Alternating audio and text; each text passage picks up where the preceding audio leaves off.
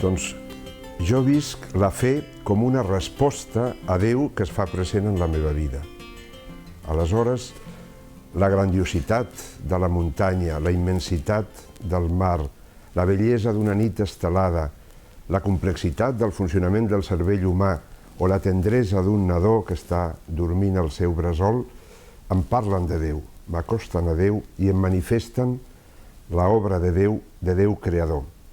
Però no només visc la fe com una resposta a aquest Déu creador, sinó que Déu ha entrat en la història i se'ns ha revelat, i aleshores la història humana és història de salvació, i aquesta revelació culmina en Jesucrist. Aleshores, visc la fe des del meu encontre amb Jesucrist, que vaig experimentar sobretot en el moment del baptisme, al si de l'Església, que és quan vaig començar a viure la meva fe, però que he viscut també al llarg del temps a la universitat, en la vivència a través d'un nou moviment, en la formació al seminari, en la família, en l'apostolat, en tots els moments. Aleshores, ha d'haver un moment d'encontre amb Jesucrist en la teva vida que pot ser viscut d'una manera gradual, progressiva, com un procés ascendent, o que pot ser una sacsejada, un descavalcar algú del cavall de la vida, com el cas de Sant Pau.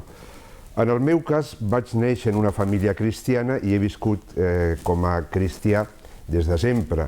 I recordo que de petit a casa meva resava el rosari cada nit i abans de saber llegir i escriure ja sabia els misteris del rosari i les lletanies del rosari de memòria perquè a un nen petit li queda tot gravat. Però aquesta fe viscuda en família i en parròquia, en comunitat, després es va formar més al seminari i també es va refermar a través d'aquesta vivència d'un moviment d'apostolat, donant testimoni a la universitat, en els diferents ambients i formant també més intel·lectualment aquesta fe que jo havia rebut. L'important és viure aquesta experiència d'encontre amb Jesucrist que està present a la teva vida i que la omple de sentit. I no només dona sentit, sinó que dona plenitud, dona felicitat i dona alegria, A mi viure la fe no m'ha tret res en la meva vida.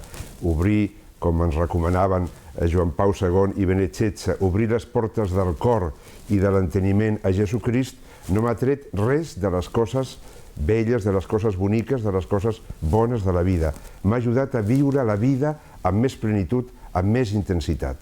La vida d'un cristià no està exempta de dificultats. L'home creient no és que per ser creient no ha de tenir problemes, dificultats, entrebancs, crisis econòmiques, atur o grip, si hi ha una epidèmia de grip. Tot això li afecta. Què és el que aporta la fe? Doncs Jesús no ens ha garantit mai que per ser deixebles seus no tindrem problemes. El que sí ell ens dona és la força, la fermesa per superar aquests problemes i per tirar endavant sempre com a peregrins cap a la casa del Pare amb els germans, formant església, formant família i de la mà de Maria, que és mare i mestra de tots. Elisabet diu a Maria: feliç tu que has cregut, perquè tot allò que el Senyor t'ha dit es complirà.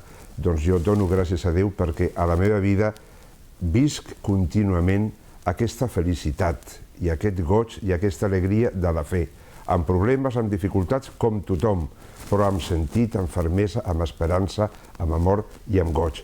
I per això animo, convido a tots a obrir les portes de la vida, les portes del cor, a Jesús.